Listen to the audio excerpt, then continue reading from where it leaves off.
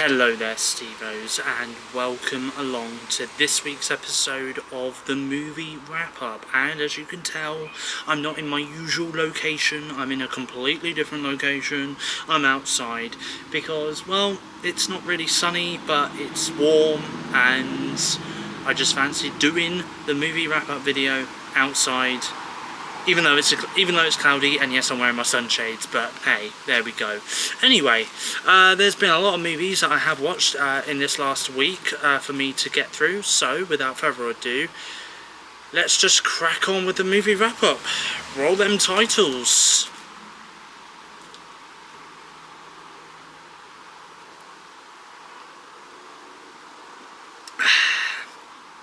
God, I love some good energy. You're watching Steve's Movie Wrap-Up, episode 36, right here on my YouTube channel, SteveOfficial. The first movie we'll be reviewing in this episode is Beverly Hills Cop, AXEL F. So we are starting off this week's episode with Beverly Hills Cop, AXEL F. And I gave this movie 3.5 stars over on Letterboxd. I can't lie, this is the first Beverly Hills Cop movie I have seen. There have been 3 movies before this one within the franchise, which I haven't seen before.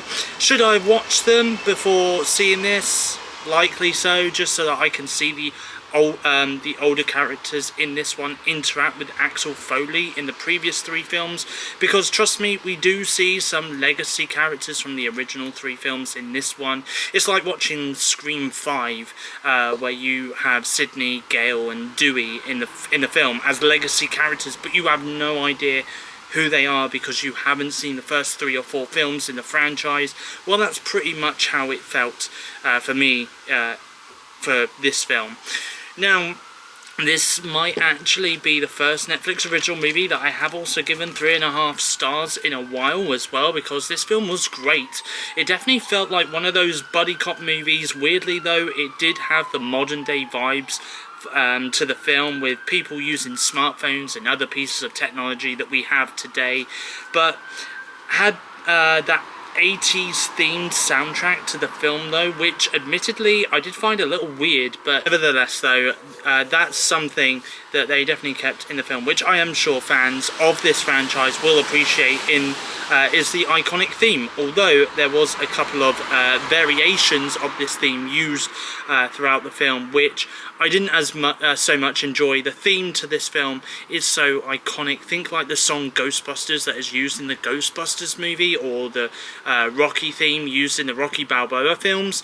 It definitely has an iconic theme that even people like myself who haven't seen the first 3 films will instantly know and recognise. The theme, by the way, has been parodied a few times. I remember there being a scene in the 2009 film Monsters vs. Aliens where they play the Beverly Hills Cop theme using a piano, and then there was all the way back in 2003/2004 the AXEL F theme, which was performed by none other than popular ringtone at the time artist Crazy Frog. Remember Crazy Frog?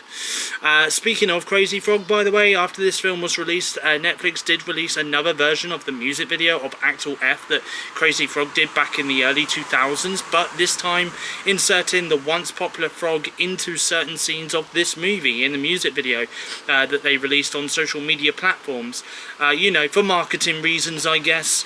I did enjoy that updated music video, by the way. I thought it was great. Before I do move on and give my thoughts further about this movie, there were times when I heard the theme throughout the movie and I just couldn't help but think of Peter Griffin from Family Guy humming this theme as well, because there is an episode where he and Brian time travel back to the 80s and they play this song in a nightclub, and you just hear Peter humming the tune, and it's so funny now that I can't help hearing the theme from Beverly Hills Cop without thinking about Peter Griffin from Family Guy. We have Eddie Murphy back as the main character of Axel Foley, and I will admit, while there is a lot of jokes in here about being old from various characters, not just from Axel himself, I will say that I loved the energy that Eddie brought to the role. I do think though that I should at some point go back and watch the first 3 films. Maybe that might help me to understand this film a lot more better. Saying that though, I did enjoy this film a lot. There was a lot of comedy moments in here which I loved, and also the dialogue I thought was great, and some of the cinematic shots were done rather well too.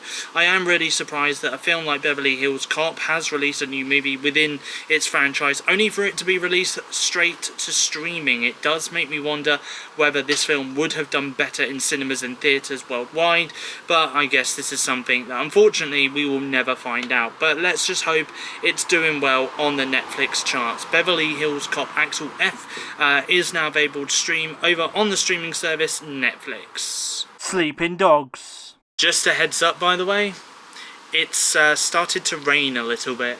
I'm a little bit worried about that, but we'll continue. So the next film I watched was Sleeping Dogs, 2 stars over on Letterboxd. I am going to be very honest here. Did anyone else who has seen this movie get Memento vibes from this film, or is it just me? Because it felt like I was either watching a modern version of the Christopher Nolan film, or I was watching a rip-off version of it. I don't know, but what I will say is that Russell Crowe and Karen Gillan star in this movie titled Sleeping Dogs, which is now streaming over on Amazon Prime Video. I did think that Karen Gillan and Russell Crowe did give some strong performances in this movie, but I just can't help but feel like this film was a little bit of a letdown for me, because this film, it does have a few twists in here, but the twists itself are a little predictable and not too surprising, if I'm honest. Some twists I think you can definitely tell are coming from a mile away. I just felt like this film, the first 2 acts of this film at least was doing its own thing just because of the running time of the film. Maybe they could have just rushed through the first 2 acts to speed this film up a little. I don't know, but also I did find at times this movie to be rather boring and just rather bland in my opinion. Like I say, the only thing that I can really honestly say that was great about this film is the lead performances from the main cast of the film, but that's pretty much it really. So Sleeping Dogs is now available to watch on the streaming service Amazon Prime Video. Tyler Perry's Divorce in the Black. Now the next movie is Tyler Perry's Divorce in the Black, which I gave 1 star over on Letterboxd. So I'm not sure whether I have seen Tyler Perry's work before, and to be quite honest, after seeing this movie, I don't know whether that I want to see any more work made by Tyler Perry when it comes to movies, because this was just such an awful watch. The script was absolutely ridiculous. The opening scene of this film was unintentionally hilarious, and it is such an embarrassment to open the film with the way that this one did.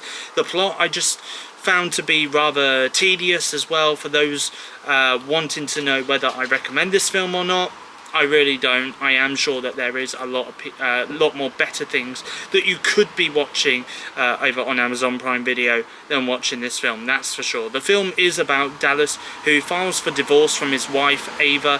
When Ava moves on and finds a new partner, someone who she's happy with, before she signs the divorce papers, Dallas, to put it nicely, just basically goes even more crazy and nuts than what he was at the beginning of the film. I won't lie though, the main reason why I have given this film just a 1-star rating is purely because the first act of this film, despite its opening, does start rather strong, but then it does just go further downhill from there. Tyler Perry produced and directed this movie, by the way. I just am not sure whether I would like to see more of his work after seeing this movie. I did think in the end I kind of wasted my time in watching this, but Tyler Perry's Divorce in the Black, for those that do want to watch it and are interested in seeing it though, it is now available to stream globally over on the streaming service that is Amazon Prime Video. The Iron Claw. I am going to say I have had to come indoors, unfortunately, because, well, it's British weather and it ended up raining. So, anyway, there we go. But it was nice while it lasted anyway, me being outside and doing the video somewhere completely different, somewhere that I don't normally do it. But anyway, so I'm back in my room. for now. But anyway, let's move on. We're going to talk about the Iron Claw, though, as the poster is right there. So the Iron Claw, I did give 4 stars over on Letterboxd, and I have added this film to my list of movies I have watched in 2024 over on Letterboxd, because despite the fact this did come out in the US at the end of 2023, this film was released over here in the UK in February 2024, and sadly I wasn't able to catch this one in cinemas, partially because this film didn't really interest me, because I don't have any kind of love for wrestling or boxing, and I just felt like this movie just wouldn't be for me. However, though, this film has only just been released to watch over on Amazon Prime Video here in the UK, and I thought I would check this one out, because I did still have this film on my Letterboxd watch list for a while. So what did I think of this? Well, surprisingly, I really enjoyed this. It's probably up there along with Bohemian Rhapsody as one of the greatest biopic films made, that's for sure. The acting performances in here from Zac Efron and Jeremy Allen White were brilliant and fantastic. After seeing some of Zac Efron's latest movies, where he has acted more goofy and silly, it's nice to see his acting skills being put to really good measures in this film. And I haven't really seen Jeremy Allen White in anything else. I know that he's in the really popular TV series The Bear on Disney Plus here in the UK, which I should check out sometime soon, because I have heard he is great in that show. But going back to this film, and again, I think Jeremy and Zac, for me, was the 2 standout performances in this one. The other thing that I have that I love about this film is the fact that the script and the development of each character is known in this film. Like, people like myself might not know anything about the family, who are called the Von Erich family, but you will come away from this film having at least most knowledge of what the family did. The film also does show some like substance abuse, and also does depict mental health, which I thought in this film was done rather fittingly and delicately as well. Despite not being a wrestling fan, but I will say that the wrestling scenes that we do see in this film are rather fun to watch as well. This film did at times actually remind me of a film I remember seeing back in 2018/2019 titled Fighting With My Family, which starred Florence Pugh, Nick Frost and Dwayne Johnson. That was another great wrestling biopic movie, by the way, that I would recommend watching. Speaking of recommendations, would I recommend people to check this movie out? Yes, I would actually, because I did find this film rather informative. Like, even if you have no knowledge of the family in this film, or no knowledge of wrestling like myself, at least there are a few well-known faces in here that you will be able to recognise, and you'll be able to see them give the performance of a lifetime. The Iron Claw is now able to stream on Amazon Prime Video over here in the UK. In a violent nature. Can I just say, before we go on to the next movie, right, it's kind of weird, you know, in my last part of the video, obviously I moved from being in the garden to being up here and talking about the film, the Iron Claw, in my room. And I'm still in my room. I'm probably going to stay in my room for the rest of the video. But I've also just had to take my jumper off as well, because I was just getting really, really hot. So, you know, honestly, like, I don't want you guys to start thinking, you know, like, one minute he was in the garden, next minute he was, like, in his room wearing a jumper. Then in the next movie review he was talking about he was just wearing a t-shirt. You know, like, honestly, what's going on here? I just wanted to just put it out there. So anyway, this isn't called the movie strip-off, okay? That's all I'm going to say. But going back to the movies, though, and we have got In a Violent Nature, which, by the way, I gave 3 stars over on Letterboxd. I want to start this review firstly by saying that I love how Letterboxd have decided to use that yoga scene as the banner when you go on the In a Violent Nature page on Letterboxd. I just find that funny, and I'll have more on that yoga scene in a few moments in this review. I was a little conflicted as to what rating, though, I wanted to give this movie, because my first initial thought was give this film a 2-star rating, then it went to 2.5 star, but after a few hours of deciding what score to give it, I have decided to give it 3 stars. Why?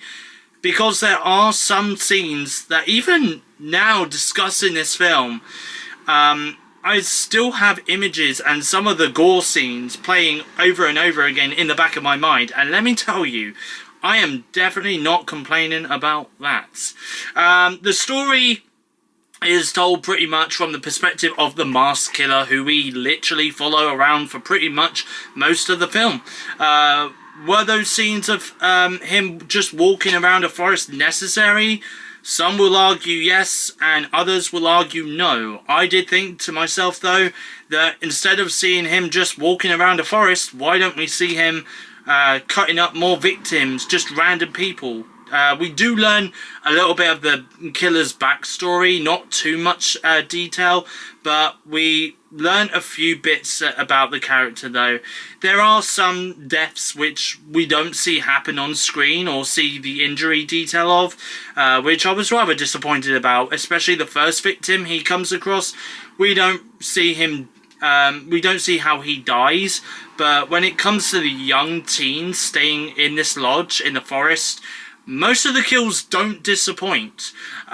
Before I go on about the deaths a little bit more, I should also point out, going back to the killer just walking around the forest, it felt like I was watching someone play a game on the PS1 or PS2 as the killer. Just the way how the camera just follows the killer around the forest, and sometimes when he stops walking, you see the camera pan left to right. It just felt like either I was watching someone play a video game, or I was playing the video game without the controller. Either that, or I was in the video game and I was just an NPC. And for those who don't know what that means, it means non-playable character in video game terms. And going back to the young characters who we also follow for most of the movie, I think it was intentional that we wasn't supposed to like them. Like, we wanted them to die. Also, I just felt like those characters didn't really have chemistry with each other neither. The dialogue that they are given as well is so cringe and so heavily sexual as well, to the point they start talking about dick sizes. We don't need to know the size of a male character's dick size in this film. But as for the deaths, though, well, they got rather gory and rather creative, and some I would like to class as original as well. Honestly, just thinking back to some of those brutal deaths that those characters faced in this movie, especially the yoga scene, damn. I am not one to usually squint at those gory scenes, but boy did I squint at that death scene. It was such a good kill, though, without that making me sound like a psychopath. I do wonder whether they could make a sequel to this film. I mean, after all, the film, I did think, was kind of left on an open end. Could we see the killer again? Has the killer gone back to the fire tower to rest? I guess we will never know unless they make a sequel, which I think is safe to say that I would be down for watching. Also, I did love the mask that the killer did wear in this movie. When we did see his face, it kind of reminded me of Sloth from the Goonies, except with a lot of blood on his face.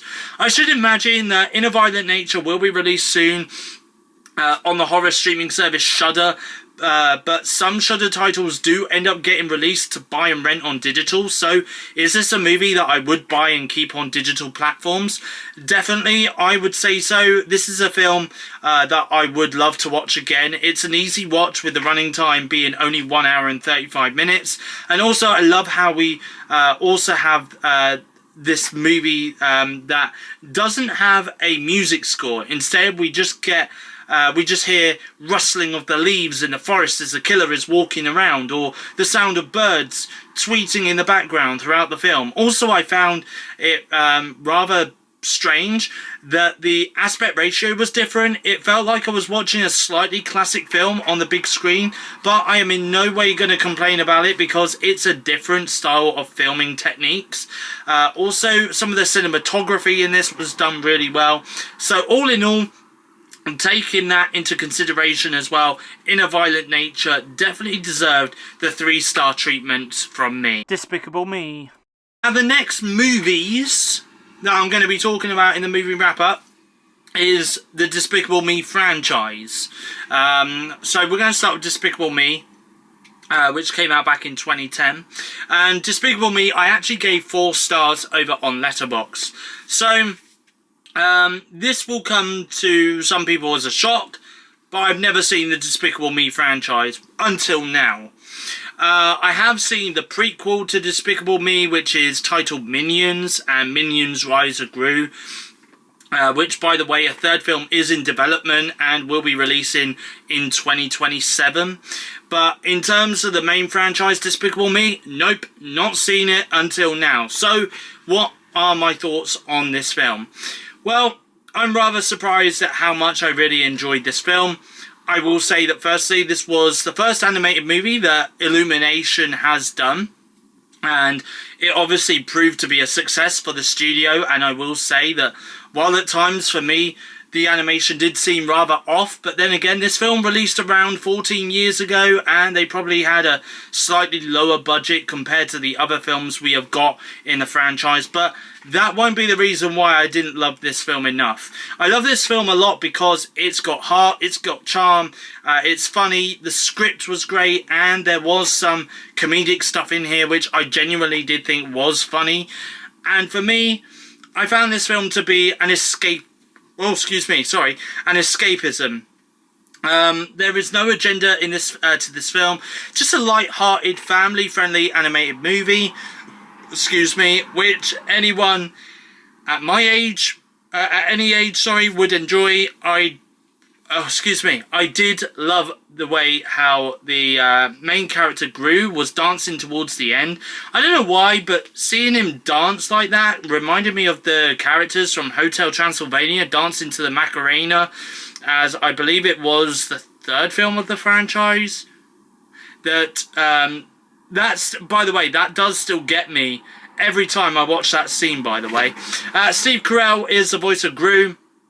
You also have Jason Segel, who voices the villain called Vector in this movie, and Miranda Cosgrove, Julie Andrews also lend their voices for the movie as well. It's an easy watch with the running time clocking in at 1 hour and 34 minutes, so it definitely doesn't outstay its welcome, and I thought the pacing was fine during this film as well. Despicable Me 2. And then, of course, we move on to Despicable Me 2, which I gave 3 stars on Letterboxd. 3 years later, after the release of Despicable Me, we returned with the sequel releasing in 2013, and despite Despicable Me getting 4 stars from me, this film has gone down by 1 star to 3 stars, because despite the fact that I still enjoyed this film, I did think the sequel was great. But for me, I did have a few issues with this film. I think it was a good idea for the creators of the movie to come up with a love interest for Gru called Lucy, who, by the way, is in Despicable Me 3 and most likely to be in Despicable Me 4 when I get around to watching that in the cinema.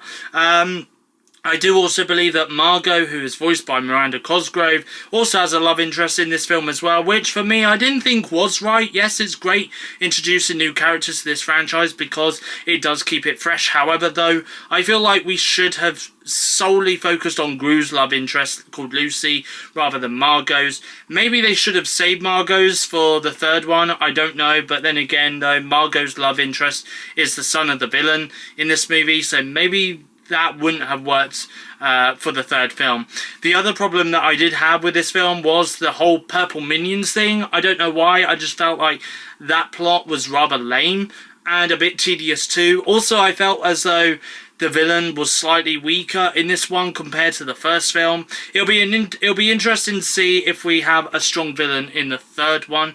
Pharrell Williams does most of the songs in this film, and this is also the film which features the upbeat song titled Happy. The song sure makes you want to sing and dance to that one, but also loved how at the beginning of the film they reused one of the songs from the original film, which again I believe Pharrell did sing, and I think it's just titled Fun. That is, by the way, another catchy song. If you have seen the Despicable Me films, then you'll understand.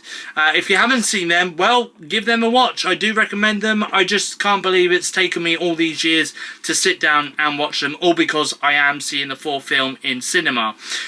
You have Steve Carell, who is back voicing Gru, alongside Miranda Cosgrove, who is back lending her voice of Margot. Other stars who are lending their voices in this animated movie are Ken Jeong, Russell Brand, Steve Coogan, and Kristen Wiig. I will say as well that the animation in this looked a lot better than the original. It felt a bit more fresh and updated, and also felt more modern and updated. Again, there was moments in this film that I did enjoy and I did laugh at. I loved the bit at the end as well when the minions started singing YMCA. I thought that was a great way to end the movie. Despicable Me 3. So then we have got Despicable Me 3, which I gave 3.5 stars over on Letterboxd. After 2013's Despicable Me 2, we have Despicable Me 3, which was released in 2017. And I will say that this one did, for me, return back to the same way how I enjoyed the original movie, with a villain that I thought at times was rather campy, but at the same time rather villainous. At the same time, the villain in this movie is called Brat, and he really is a brat, let's face it. He was once a popular kid on a TV show about a young boy who did a lot of bad things, but then as he hit puberty, his voice broke, the show got canned, and then he decided to basically become the character from the TV show in real life and do lots of bad things to people who he came across. And he also has a catchphrase as well, which he said in the TV show and when he becomes the villain in real life, which was, "I've been a bad boy."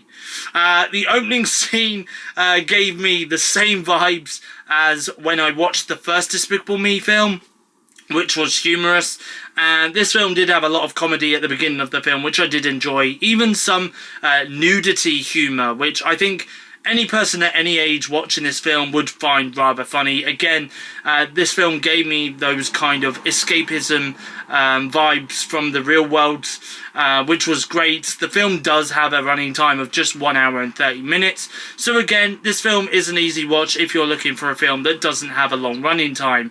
Other stories that we see happen on the side of the main story that is going on within this film. We see Margot have another love interest. She had one in the previous film, and she has one again in this film. And we also see Gru settling into married life with his new wife Lucy, who he first met in the second film, and he also discovers that he now has a brother, a twin brother, who is called Drew. And funny thing is, Gru is bald, Drew has long blonde hair, which of course there is some jokes about that in the film. The main cast from the first two entries in this franchise all return to lend their voices for this film, as we have the likes of Kristen Wiig, Steve Carell, Steve Coogan, Miranda Cosgrove, and Judy Andrews all returning to lend their voices for this film. I still can't get over the fact that this is the first time I have seen all three films in this franchise, and I have caught up ready to watch the fourth installment at the cinema. I will say that the animation also didn't disappoint neither. I thought the animation in this was great. Even the 2D animation we see at the as the credits started at the end of this film, I thought was rather great. Pharrell Williams did the theme and sung some songs for this movie, so no doubt I should imagine and expect for him to return to sing more songs for the fourth installment. That being said though, there is that song Fun, which we first heard in the original film, then got reused in the second film, and it was also reused in the third film too, so I wouldn't at all be surprised if I hear it again come the fourth installment when I watch it in the cinema. And one final thing I will also say about this movie is there is some humour within the dialogue as well, which not just children watching this film will laugh at, but adults at all ages understand and likely laugh at as well. Despicable Me 4. And then we move on to Despicable Me 4. So I gave that 3 stars over on Letterboxd. Following on from 2017's release of Despicable Me 3, we now have Despicable Me 4 in 2024. So what did I think of this film? Well, I did enjoy it. I thought, again, like the other films in the franchise, it's a great animated movie that is perfect for everyone, no matter how old you are. Again, the animation in this was sleek. and the script did have some humorous moments in it, like the first 3 films did. However, though, I just can't help but wonder whether this film did actually bring anything fresh to the table for this film, or just use the same formula that we are all used to if you have seen the first 3 films. Introduce the villain at the beginning of the film, Gru does something to defeat them, they tell Gru that they will be back for revenge, and then cue the opening titles, and on with the film we go. I think I started noticing that this is the formula that the film was going with since the beginning of the 3rd film, and of course there is some side stories to go alongside the main story of the film itself as well. The side stories that we see in is the minions become superheroes. Well, not all of them, about 4 of them do, and I think it's safe to say that they take inspiration for their superpowers from the likes of Fantastic Four and Superman. Well, that's what I thought anyways. And then we have the introduction of Poppy, who is a neighbour of Gru and his family, who is looking at doing a heist, and also Gru is being blackmailed by her as well. I won't get into why, you'll have to see the movie for yourself to understand why, but they end up doing the heist. But was it successful? Again, watch the movie to find out. The villain I thought was decent. I mean, he was a guy who was obsessed with cockroaches. I don't even know why. I don't even know how you can become a villain just by being obsessed with a small creature. But he starts making a couple of people in this film into human cockroaches. I did think that the final act was silly, and the ending towards the end of the film was rather childish in my opinion. But again, though, this is a family-friendly film, so I really can't complain about that too much. We do have the usual people lending their voices in this film: Steve Coogan, Steve Carell, Kristen Wiig, Miranda Cosgrove, and we also have the introduction of new characters and voices in this film, such as Joey King and Will Ferrell. Pharrell Williams does once again the songs and theme for this film, and notably doesn't actually reuse any of the songs that he has used in the previous 3 entries of this franchise. The film itself does also have a running time of 1 hour and 35 minutes, so again, a nice easy watch film in the cinema, so you won't be sitting in your seat for too long. I will say though that there is some references or callbacks to the first 3 films, like Gru stealing the moon in the first Despicable Me movie. That was referenced in here, and towards the end we see the villains from the past 3 films make an appearance in the prison. And also I would like to believe that even the villains from the spin-off Minions movies we have got made a brief cameo appearance in here as well. I guess because after all it is all set in the same universe. I reckon this will be a film that I will get on digital once it's released. After all, I do now own the franchise on digital, so might as well add this one to the collection when it does get released. Despicable Me 4 is now currently playing in cinemas and theatres worldwide. And let me just tell you one final thing as well about the Despicable Me franchise. So originally I was going to get just the Despicable Me films 1 to 3 on digital, and they were going to be like $4.99 I think to buy and keep those films on Amazon. I saw that there was then a 5-movie box set for Despicable Me, which included Despicable Me 1 to 3 and the 2 Minions films that we've also got as well. Now, if I had bought Despicable Me 1 to 3 separately, the price would have come to basically £14.97. And despite the fact that the 5-movie collection box set is usually $23.99, the price got slashed down to $14.99. So for an extra 2 pence, I've got 2 movies, an extra 2 movies out of it. So yeah, so to be honest, I did think that that was a bargain, but I'm quite happy though that I do now own the Despicable Me franchise on digital, because I would definitely be watching it again at some point in the future, because they are really, really great movies to watch. Challenges. So the next movie that I have seen is Challengers. Now, I gave this movie 3.5 stars over on Letterboxd. For someone who isn't into tennis games, has no interest in tennis, and also has no interest in drama movies, which this is pretty much what it is, I still found this movie to be somewhat good. You do have Zendaya in this film, who, by the way, I know stars in another drama series called Euphoria, which I've never seen before, and maybe just for the sake of it, I should get around to watching, especially as it also stars Sydney Sweeney. But I don't think I have ever really seen Zendaya in a role like this before. The film I have seen her in really is Spider-Man, featuring Tom Holland, and also she plays a role in the Dune movies, which, by the way, I have only seen part 1 of, and I am hoping after rewatching part 1 in the next week or so, I will be able to get around to watching part 2, as I am trying my best to play catch up with some movies I have missed watching in 2024 so far, before I release my top 20 movies of 2024 so far at the end of July, which, by the way, I'm going to be doing a video about on the 31st of July. I'll talk to you guys more about that in next week's episode of the movie wrap up. But back to Challengers though, and I will say that there is quite a bit of erotic moments in this film as well, which some may enjoy, others may not enjoy. Also, the two guys who are played by Mike Faist and Josh O'Connor, they play the characters of Art Donaldson and Patrick Zwick, while Zendaya plays the character of Tashi Donaldson.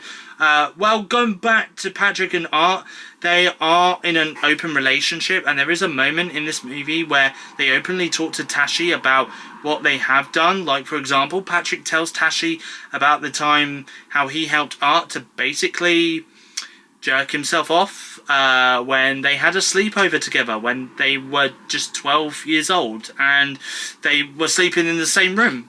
For me, I just found that scene to be just, well, yeah, I won't bother going into that. This film is unfortunately a little confusing though, because it does include some flashbacks, but the flashbacks that though are all over the place, and the text sometimes it comes out in different font colors, which was an issue for me, because there was one font color at the beginning of the movie that was on a piece of background which I couldn't even see. I kind of had to squint my eyes to see what it said, and it wasn't my eyesight, by the way, it just genuinely was the font color on the backdrop. It was just really poorly done. I should also point out as well, at the beginning of the movie, there is a piece of dialogue which references Spider-Man and does feature Zendaya in the scene as well. There's a little Easter egg there for any Zendaya fans watching this film. Some of the shots in this though are done really well. Like, even at the very beginning we see Art sweating, which is then later used at towards the end of the movie, and I thought that was great. But the tennis match itself did have some decent cinematography, which I don't think we have ever seen done before, so there is a little bit of originality in here, which was great to see. The movie though is about these two guys, Art and Patrick, who are in an open relationship. They sit down and watch Tashi play on the tennis court, and they are both impressed with her backhand. They both talk to her a little after the game. She heads into their hotel and talks to them more about their open relationship, and as they both want her number, she tells them that whoever wins the tournament between them both, will be the one to get her number. I found that to be rather a tad childish, but at the same time quite competitive as well. I really wasn't expecting to watch this film so soon, but I am glad that I have seen it now. But for me though, this is a movie that I would probably watch just the once and once only though. But I wouldn't say that this was a waste of 2 hours and 12 minutes for the running time that it was, because I still love the performances from the cast in this film. Stop motion. So the next film I have seen this week is Stop Motion, which I've given 3.5 stars over on Letterboxd. You know what? I take my hat off to the horror streaming service Shudder. they have really smashed it out of the park as so far in 2024 in terms of horror, with titles such as Inner Violent Nature and Late Night with the Devil being my favourites from the streamers so far this year. But this one, Stop Motion, I mean, this one creeped me out so much. I was even at one point thinking about turning this movie off. It was creeping me out that much and getting a little weird. It really felt like I was taken on some sort of acid trip when it came to watching this. I do think, though, that the lead performance within this film was great. The movie scoring in this also was rather creepy and eerie to give it that sort of atmosphere. And also there was times where I felt like I was sitting on the edge of my seat seeing this film. What I will say is this film has now got me checking under the bed to see if there are any figures under there, you know. And it also doesn't help the fact that I know that these figures from this film could possibly climb up onto my bed. I really hope that this film actually doesn't give me nightmares. Speaking of the figurines in this film, I thought the design was pretty good. The weird thing is it felt like when we looked back at the stop motion footage, it was filmed using a 4K camera. Maybe it was, but the footage was running smoothly when I watched it on my 4K TV. But also the figurines in this film also did look rather creepy, especially towards the final act of this film as well. Despite getting creeped out and despite the weird, how weird the plot for this film was, I still really enjoyed this one. I think this is one that I would happily watch again at some point. Also, fun fact about this film is the cast are all British, and so is the director of this film too. Can I just say that if Aardman Studios made a horror movie, I would definitely watch it. That's for sure. I know they are well known for making Wallace and Gromit and Chicken Run, but if they ever did a horror movie, I would be so down to watching that. But Stop Motion is available to stream on Shudder, the horror streaming service, and it is also available to buy and rent on digital platforms as well. Scrambled. And we have come to the end. All 12 movies are nearly reviewed. We're just down to this final one. I can't believe I've watched 12 movies in the space of a week, but saying that, I've also had to watch a franchise this week. But anyway, let's move on. I'm going to talk about Scrambled, which is another film that came out earlier this year. I gave it 2.5 stars over on Letterboxd. Scrambled is a movie which was released a few months ago now, and as I am playing catch up with some movies I have missed in the first half of 2024, I have decided to give this one a watch. I am not 100% sure, but there is something which is telling me in the back of my mind that Scrambled did have a very limited or very short theatrical run in the cinemas here in the UK. And I think it was the same for people in the US as well. But I might be wrong here. But I do know that this movie is on digital for anyone wanting to check this one out for themselves. But what did I think of Scrambled? To be quite honest, this felt like this movie wasn't a movie I would normally watch, and I'm right in saying this given the subject of this film, and well, which I will have a deeper dive on in a few moments, but I can't help in saying that there was a few parts of this film where I did let off a couple of sniggers here and there throughout the 1 hour and 40 minute running time that the movie had. Scrambled is about the character of Nellie, who has a visit to her doctor, and the doctor reveals that her fertility may be in jeopardy. So Nellie starts to question her future without options and decides that she's going to freeze her eggs. I won't lie, I actually went into this movie blind. I saw the poster for the movie, saw it has eggs all over it, and knew that the title of this movie was titled Scrambled, but I honestly didn't know what the plot was for this film. So which for me, upon knowing while watching the film what the topic, theme, conversation and subject behind the movie was going to be about, that's when it really dawned on me what I was watching and why the poster has eggs pretty much all around it. Leah McKendrick makes her directorial debut for this movie, and not only this but also plays the main lead character of Nellie, and I will say that she did a great acting performance in this. I will hand it to her. She did at times make the character of Nellie seem rather unlikable, to be honest. I will say that while this film has got some comedic elements to the film, which I think people will love, it does also have some sad moments within the film as well, which people will or maybe will relate to. But for me though, I did enjoy the comedy elements we got for this film. I will also say that here and there's a few sex scenes in here as well, so if you're one who isn't comfortable with seeing those kind of scenes within a movie, then this is your warning that there are sex scenes involved in this film. I'll be honest, there is one sex scene in particular with this film where the guy and Nellie are having sex, but he's also talking to her as well at the same time, like as in just having a general conversation with her, not talking to her in, you know, in that kind of way. You'd expect couples to talk anyway, but when they are having that intimate action, it was, in my opinion, rather cringy, but part of me also laughed through that scene as well. Scrambled is available to buy and rent on digital platforms. Well, that is pretty much all 12 films that I have watched this week, reviewed and talked about for you guys. So a massive thank you for watching this video. I hope you guys have enjoyed it. If you have, please feel free to smash that like button. Feel free to leave a comment in the comment section down below and let me know your thoughts on any of the films that I have seen this week, whether you've watched them. And feel free to let me know in the comment section down below as well as to whether you've seen any films this week that you've seen in cinemas or you've seen on streaming. Let me know, okay? Let me know in the comments. I really do appreciate your comments as always. And if you are new around here, you like what you see, feel free to hit that subscribe button down below to become a Stevo. Now, of course, I am going to be back next weekend with another movie wrap-up video for you guys, okay? At the usual time of 4 PM.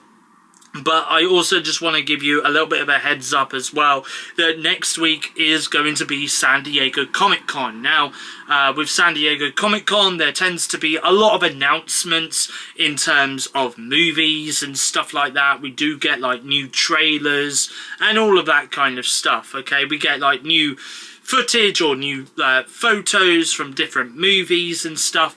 So here's what I am going to be doing across next week. Obviously Comic-Con is going to be taking place from Friday the 26th of July, and I think it runs straight up until Sunday the 28th of July 2024 in San Diego.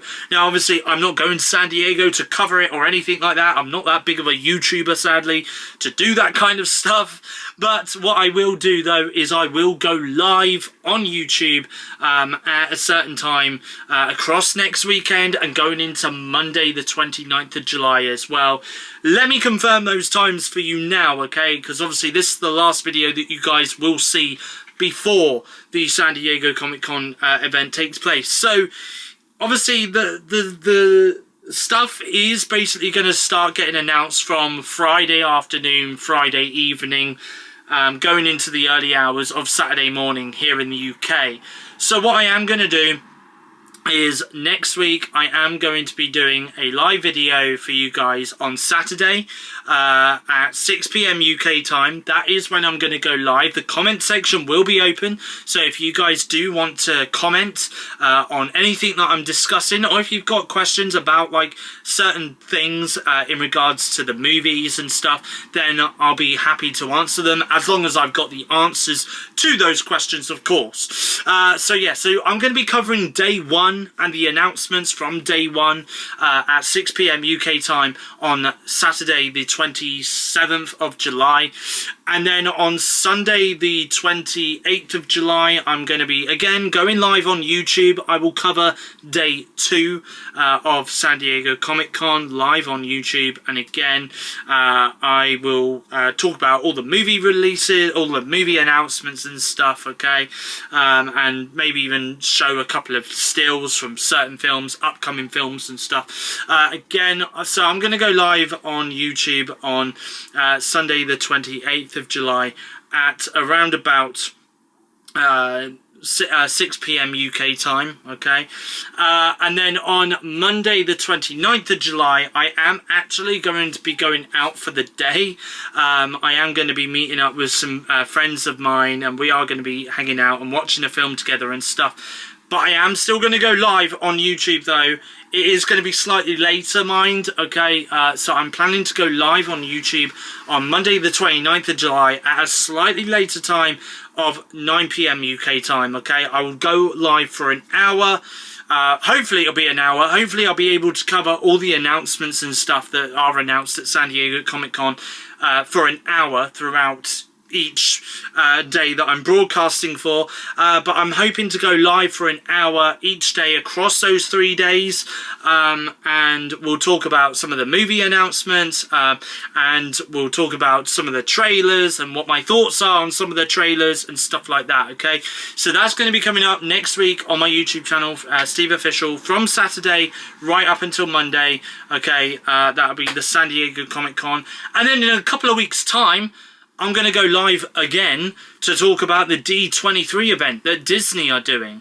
And again, they're going to be doing a lot of announcements there. So I'll be covering all 3 days of announcements from that as well, okay? And again, I will be going live for that, but I will give you more details on that, though, at a later date, okay? Because that's happening in August.